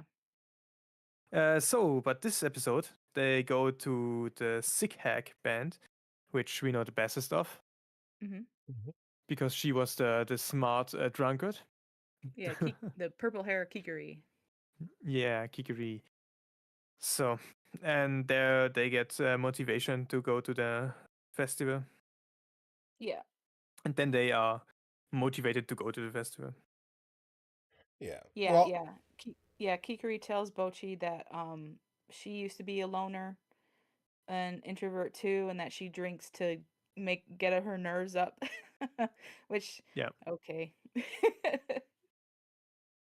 yeah, it's a and way. yeah, and there's once again there's a lot of cringy jokes about them coming to the new um what is it club and meet the new manager, and the manager looks all rugged and tough, but yet he's very soft spoken and nice, and it's just, I mean, the music in this one is really nice. The sick hack characters, the what was it? The lead singer and the drummer. I think the lead singer is like an American, and the drummer's Yeah, another Japanese character. But it kind of shows the dichotomy of who, you know, Bocce's band is compared to theirs, and how there's, how things work. And it's, I don't know if I would say this is a bad episode. It's just, I think it falls short because a lot of the jokes throughout it don't really land. But I mean, it does show, like, Kikuri encouraging Bocce, like, who cares if, whatever you want to do. You can't just sit there and say you want to become a rock star but not go through the motions of doing what you need to do. So, that's kind of my take on this episode. Yeah. There's a few nice moments. I do really like the music. And the imagery of like the music like washing over Bocchi in waves, and her like feeling it and really getting a feel for like this is how a good band works together. This is what it sounds like when a band is good. Like that's a cool moment. I liked the little bits of character development throughout, but yeah, a lot of it was pretty fillery. And again, like I was disappointed at the beginning when it was Nijika who reached out to Bocchi in the beginning. I was a little disappointed that it was Kita who ended up putting the form in the box, and yeah, also knowing that Bocchi didn't want her to. Like if Bocchi had dropped it in by accident, like I would have accepted that. Well, yeah. she But It almost takes did. away a bit of character building. Yeah, yeah, it Yeah. a she bit very takes nearly away did. from the character. It does. It takes away from the character building. It's like, Bocchi, I thought you were getting better. She does accept it later, and she says, "Okay, I'm looking forward to it." But it would have been better if, like the episode had ended with Bocchi actually putting the form in the box herself. Now, I did think. did you think that joke worked out where she was getting all built up and then she like blacked out and she was right in front of the form drop off box with the application, and then she realized That what she was doing? it worked for me. Yeah, it worked for me too. Yeah, because I've definitely, I am not autistic. I have maybe autistic tendencies, but I have definitely had like moments of hyperfixation, and definitely I've blacked out while doing things and then realized later it was finished. Not something like filling out a form, but like I think we've all experienced like getting on transport or driving home and realizing that you can't remember the trip that just passed. Like I think that moment was fine. Yeah, I think that worked out too. And yeah, then she thought about it, and then her insecurities happened, and then, you know, I, And yeah, then like I she said, I collapsed think, on the yeah, floor. yeah, yeah. So, like I said, there was good stuff, and like I said, it wasn't too bad of an episode, but like it could have done more. And I think you're right. If Bachi would have took that step, because that was her middle school dream, is to play in front of everybody. Yeah. That's why she picked Yeah. up the guitar. The show makes a big deal about how this was part of her dream from the beginning, was to play at a festival stage, and then toward the beginning, like, and then she fills out the form, but then she tells herself, "No, I have to let that dream go." And like, if she had actually chosen to pursue that in the end, that would have been a cool moment. But instead, we have Kita doing it and then lying, and then later confessing that she lied, and it's just more unnecessary teeny bopper drama. hmm Yeah. Sorry, So railed it again. Sorry. that was episode 10. Yeah. Bocchi having fun at the concert. Episode 11. The festival starts. And they have fun. And Yeah. get ready for their concert. It's pretty much just like, yeah. It's a filler. It's like a intermediate episode Hmm. Yep, it's a to build get up. from A to B. Yeah. Pretty much episode 10 and 11 is actually About this culture festival. Yeah. yeah, and you're getting there. Yeah, It feels a bit like they didn't know what to fill up the episodes with to get to the big 12, so I decided to get like the Zigzag thing in and everything. Well, I think Like 11. it feels like this could have been one episode. Yeah, but I mean, 11 does do some stuff like with Bocchi finding out that she's in a maid cafe and that she has to dress up as a maid. She could have opted out of it, but she didn't know because obviously it's Bocchi. And like she disappears and they got to go look for her. The band comes to the culture festival. They got to look for her. And then we get another fan service episode with May Cafe. Hmm. The one thing that they do talk about is there's Bocchi the Rock and Guitar Hero. There's a split, right? Because now Bocchi is focusing on her band and not on her YouTube. And then when she was down and depressed, she said, I can go to my safe place, which is my YouTube video. And then they're like, oh, Guitar Hero must be dead because she hasn't uploaded in like weeks. So there's a little bit of that dichotomy. And like I said, you're 100% right with saying this is a filler, kind of a slice of life thing. It's, it's, do I, there's small bits of character stuff where it shows the girls are concerned, which is kind of the opposite of when they didn't realize that they didn't do anything with Bocchi throughout the summer.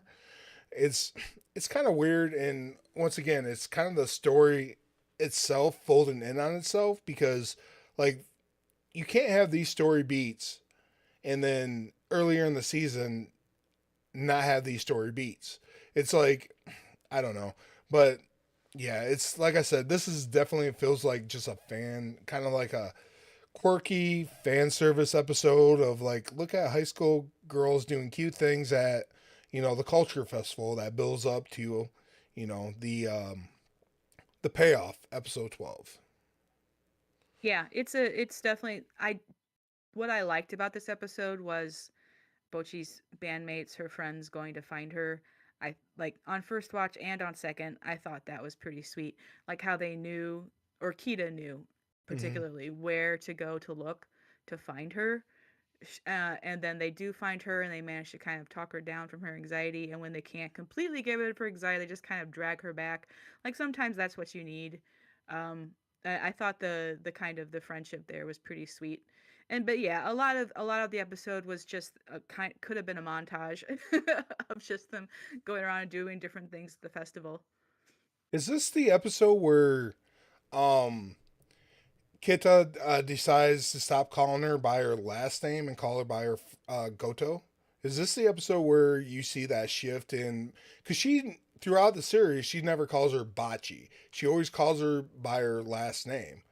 And then I think it's this episode where Kita actually calls her by her first name. I don't.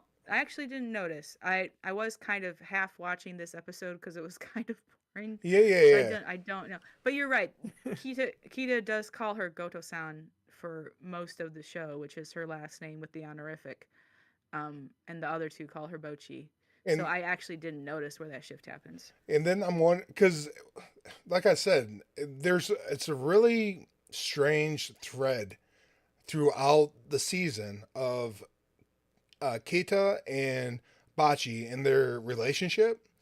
Hmm. And that's one thing I did notice. As soon as she switched over to calling her by her first name, And the rest of the girls call her Bocce because they gave her first nickname. She never had it before, and it shows that maybe that Kita and Bocce's relationship are on a different level than what the other two band members are. But I'm not sure. Yeah. I don't know if that formed from, you know, Bocce teaching Kitna how to play guitar and telling her that she bought a bass instead of a guitar. And it's a really interesting dynamic that is undercooked, but it's something there if you're paying attention. But yeah, I think this Yeah. is where they translate from like that those names. I Talking had about special always relationships, yeah. I had Rio and Bocchi also have a special relationship since episode 4 in the Mm-hmm. cafe. Yeah, mhm. I think so too. Yep. Yeah, I had assumed that Kita called Bochi Goto-san because she was teaching her, so it was like out of respect. But yeah, calling her by her first name Hitori or calling her by her nickname Bochi would be a step forward in their relationship. So that's one reason that I like watching anime with subtitles. Since I've a lot of times the dubs won't include the honorifics at all. They'll just use one name for the characters throughout, like not even show the different names that different characters will use. And since I can pick up enough Japanese to know when someone is using the san or the senpai or the kun or chan or whatever, it tells me something about the characters' relationships with each other so that you don't get in the dub. So that's why I like to watch with the sub first and then with the dub later if I really like the show. Yep. I didn't know if anybody else noticed it. It's definitely a character point. I just want to make sure that it got expressed. I think this is the episode where it does happen. Okay. Yep. Yeah. Episode 11 was just built up for what we got with the season finale, episode 12. Episode 12 starts with the concert. Um, it is what the entire season was working towards. All the little concerts she gave before and after. Not after, that's the season finale. Before, of course. Right. With a live concert and concerts like on the street and in the little the stairy. Yeah. This was the And yeah. Go ahead. yeah, and why they have the concert? They get into trouble because the guitar of Bocchi breaks down, and she finds a creative solution for that with the bottleneck playing. Then she tries a stage dive, and she dives face in ground. Nice. Um, Then she gets back home after a visit doctor. She gets back home, and there, a thing that was completely ignored throughout the entire season. Her parents told her, "Yeah, we know that you're a guitar hero. You need money. Look at this. We got money for you since we monetized the channel. 30,000 subscribers. You could monetize that." Yeah. And then they go out on the journey to buy a new guitar. Which at this point she has played in front of 200 people and was pretty stable there, but she cannot buy a guitar without crashing the system. Yeah. Yeah. Which I don't like disagree. Like I can understand that, but stores can be like especially where you're gonna be sold something by someone like talking to you, like a music store or a computer store or a phone store. Like those are different than like playing in front of people. But yeah, I like this Yep. episode. Of course, it was a great. I think it was a good finale. Um, uh, the music sounded. You could tell the music sounded good. You could tell that they had really grown as musicians. They also, like their patter on the microphones, was a lot more relaxed and natural. Kita was like very good at being the extroverted kind of face of the band, but then she also, was respectful and pulled back to give Nijika as the band leader, nominally, like, some time to talk.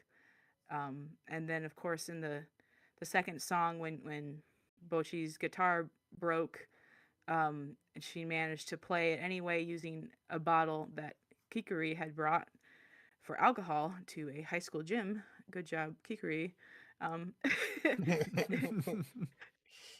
that was kind of dumb. I don't think that would really happen, but they needed to have the bottle on stage so Bocchi could play with it. And I like bottleneck guitar. I think it sounds really cool. So I enjoyed the whole concert.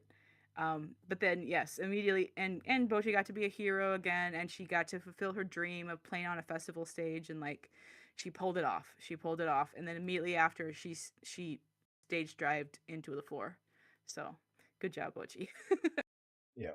No, this episode, like if you asked me like 2 weeks ago, can you tell me anything about Bocce on the Rock or Bocce Rocks? It's this episode because of this excuse me. Kita ends up covering for Bocce, and then it shows you how much she's grown, and she could Mhm. carry. She knows Bocce's in a bad place, and that she's probably panicking, and she's showing that don't worry about it because I can hold you until you figure it out. And then Bocce's smart enough to know, hey, I could do this to get through the solo, and that happens. And then at the same time, Kikuri got too excited and was like, okay, Bocce, this is your big moment. Say something to everybody. And then obviously Yeah, shouldn't cringe have done happens. that. Yeah, yeah, cringe happens, right? So they have to cut Right. the concert short.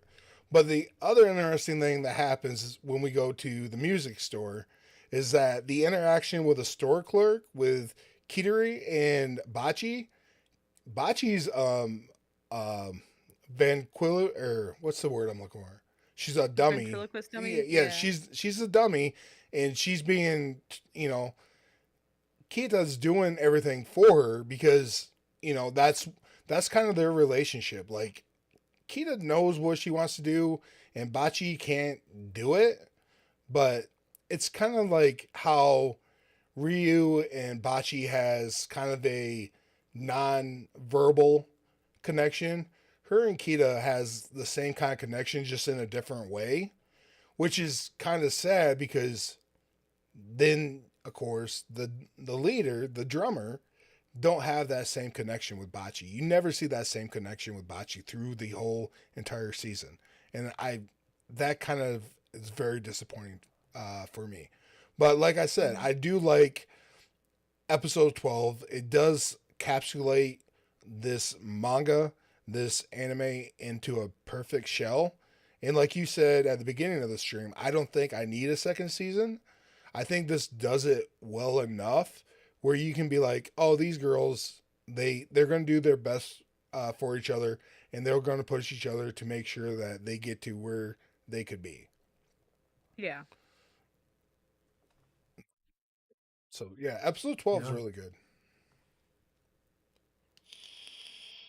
Yeah, I it is appreciated good the for the YouTube season. channel. Yeah, I appreciate the YouTube channel finally getting a payoff. And Bochi having money to buy a new guitar. That's great. And then actually it was pretty sweet when the clerk was like, "Yeah, I've been taking care of this guitar as myself. I'm really glad it's going to a good home." so so it does seem like this, despite being, completely unable to speak for herself, uh she did end up with a good guitar that'll serve her well. Yep. Yeah, there's a lot of good stuff in here. Like just basic kind of stuff. Like it's not the cringy episode, right? This is a meaningful episode. There's not a lot of jokes in this one.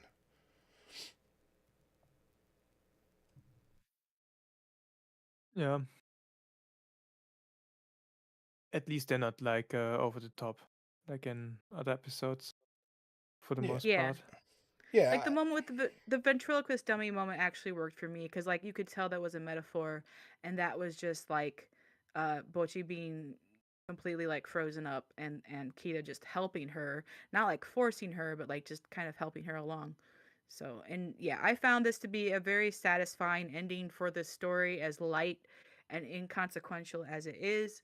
Like, it's not like they got to go, what was that big concert hall that they were dreaming about, like the Budokan, something like that. Yeah. Budokan.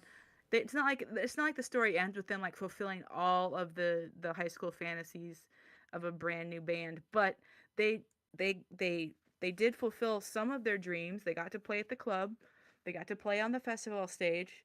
Like they got fans. They have people who will follow them, and that they're going to like buy their tickets every time from like whenever they can. Like you can see that they're growing. They bonded. They're pretty settled as musicians, and you can tell they're just going to keep getting better. So yeah, I'm very satisfied with this as an ending for this story. Yeah. Wolf, you got anything Yeah, that you want to add to that? it was a good last episode. The build up was paid off in the two songs they actually played. Yeah. Like I said, yeah, the music was good. The music's good throughout. Um, there's a reason why that the band that actually performed all the musical tracks for this show is still out on tour, and they do sell CDs. So they're the people behind this are making money.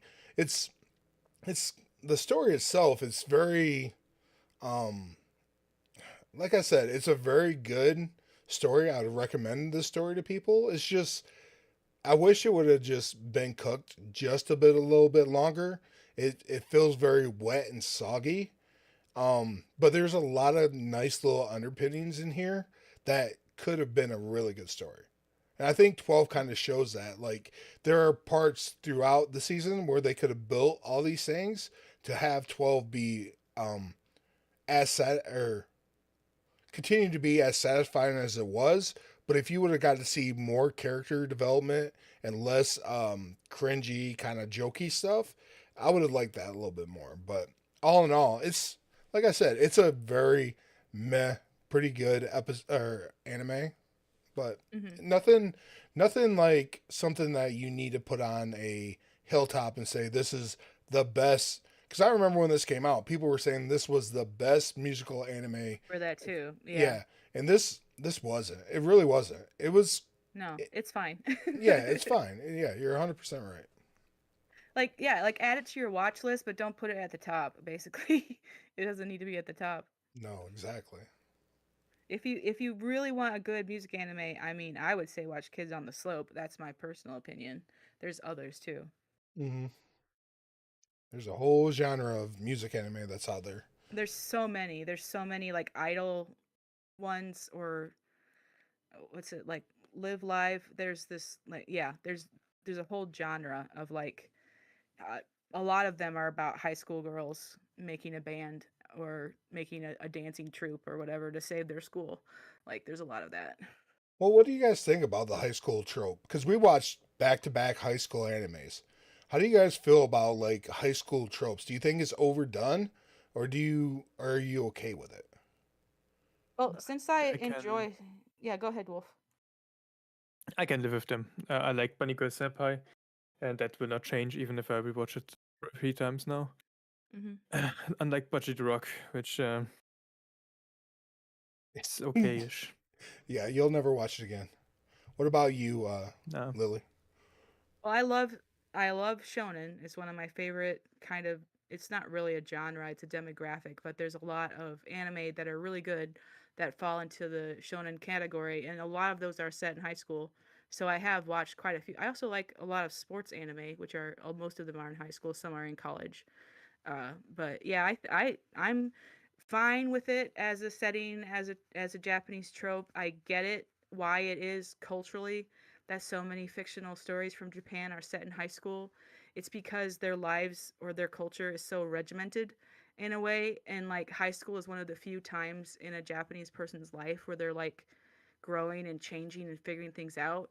It's like the ideal Japanese life is like once you finish high school, like you go to a good college, you get a degree, you start job at a big company and you're in that company for the rest of your life.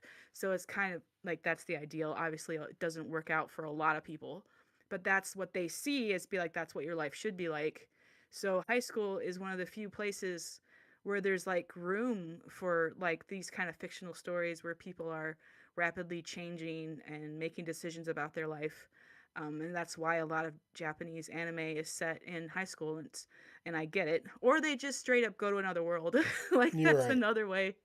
Or Yeah, they do, but or shows about crime because there can be like drama and friction in a crime show. high school and such is also the phase of self-finding foremost. Yes, So which it is in the Western thing is, culture too. Yeah, yeah, but over here we are a bit more free in what our culture lets us do.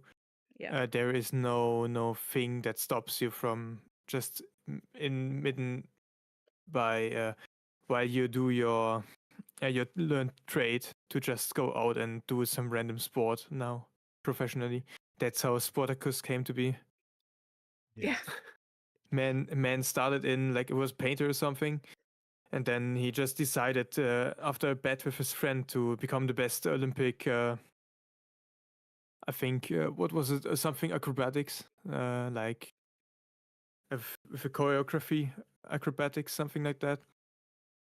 Yeah. And he just became that, and that's how he paid off pretty much. And then he made a series to teach children to become more healthy.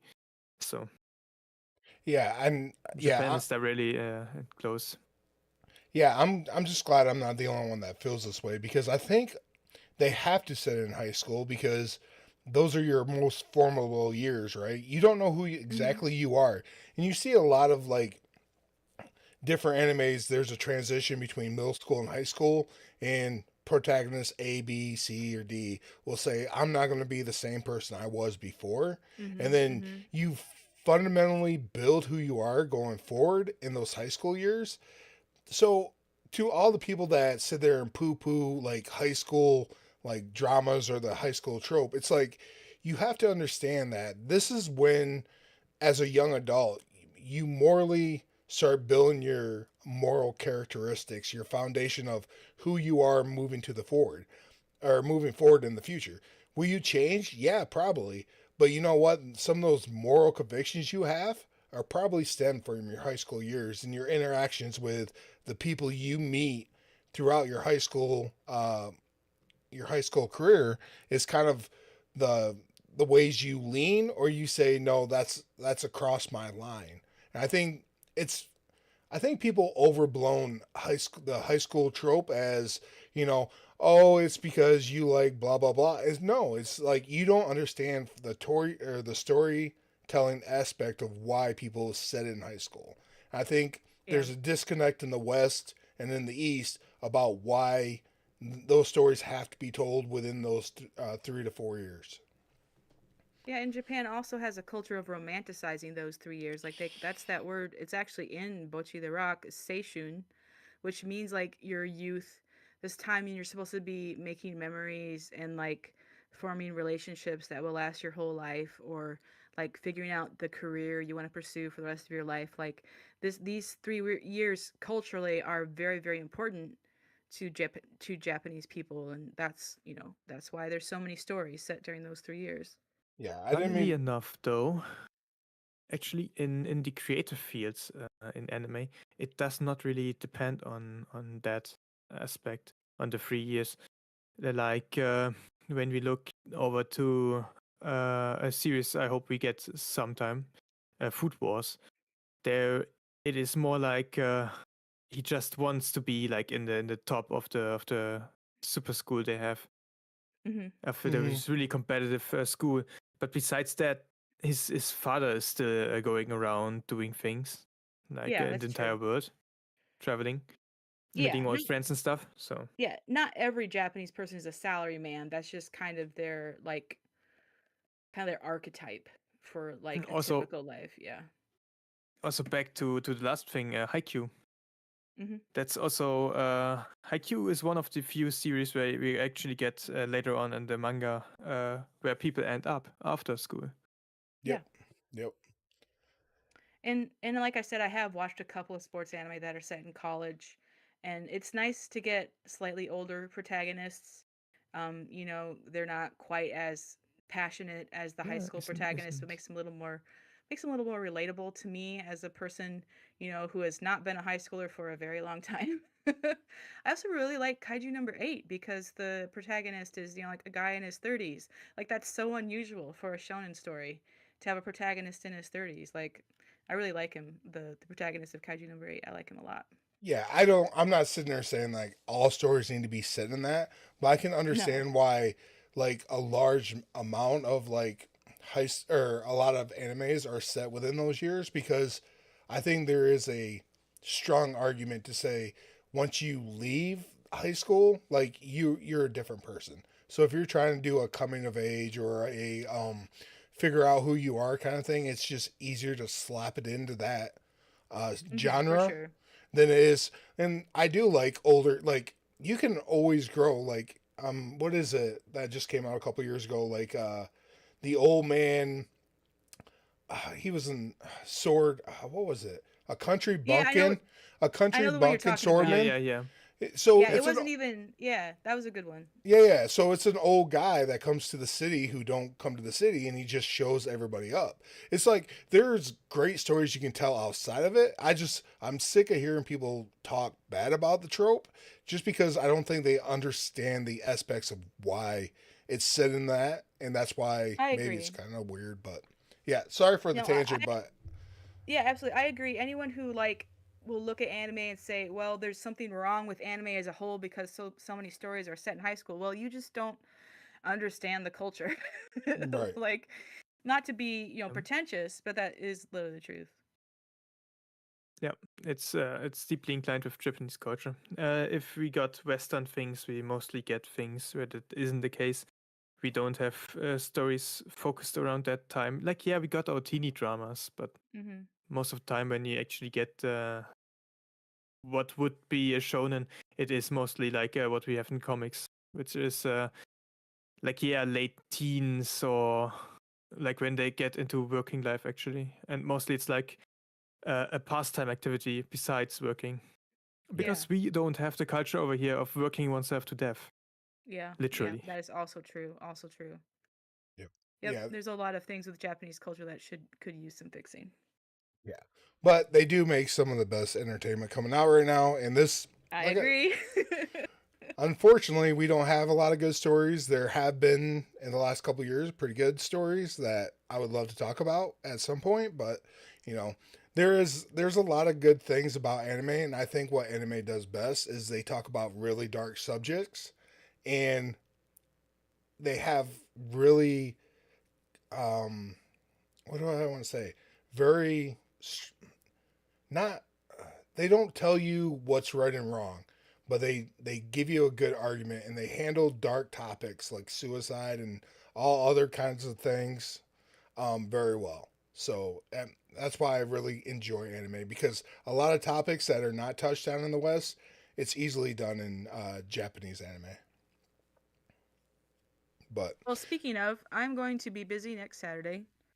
Um, so we'll have 2 weeks, I guess. Do we want to talk about what we want to do next? Yes, I actually got someone up for next time we do something. Okay. Okay. Uh, as guest next time, because we will watch. I have decided that we will watch Fate's Day Night Unlimited Blade Okay. Works.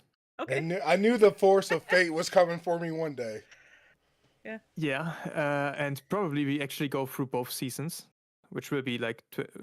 It depends. I will have to check how many episodes there are, because there are 2 weeks time this time. It's not like last time, where we had 24 episodes in 1 week. Right. Yeah. And we will have to guest a VTuber called Muru. Okay. She is the only one on the Sky Bros Discord that I could talk about Fate with. Okay. So I decided to bring her on because she is deeper into the Fate lore than I am. Oh Cool. Jesus! I'm gonna make tinfoil hats for me and Lily so we can listen to Fate, because the Yeah. lore of Fate. Okay, so Fate Stay Night Playbook, is that the name of the one we're watching?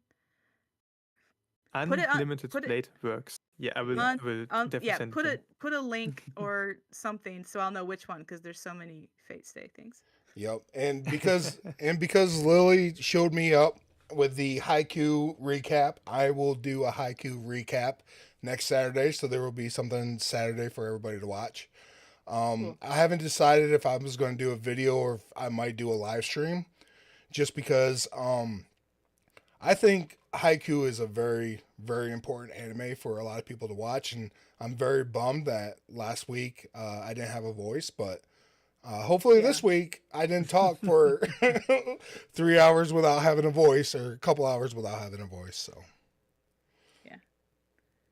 Sounds good. all right, I think with Yeah. that, go ahead, All Wolf. right, good talk.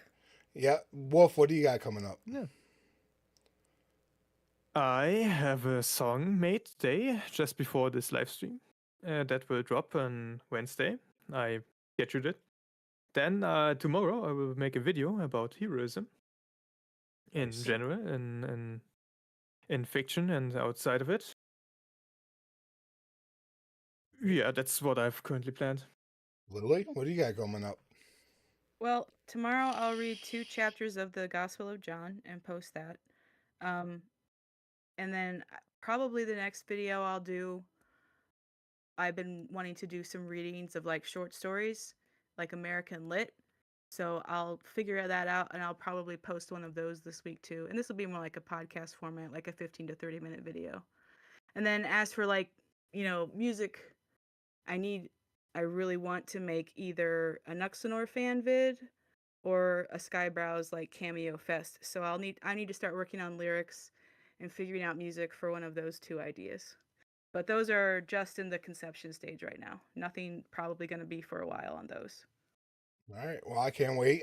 I've enjoyed what you dropped so far on your channel. They've been very nice. Thank you. Thank you. I was so happy to finally finish that 23rd Psalm video. It took forever. I mean, it took 2 weeks, but it felt like forever. Right.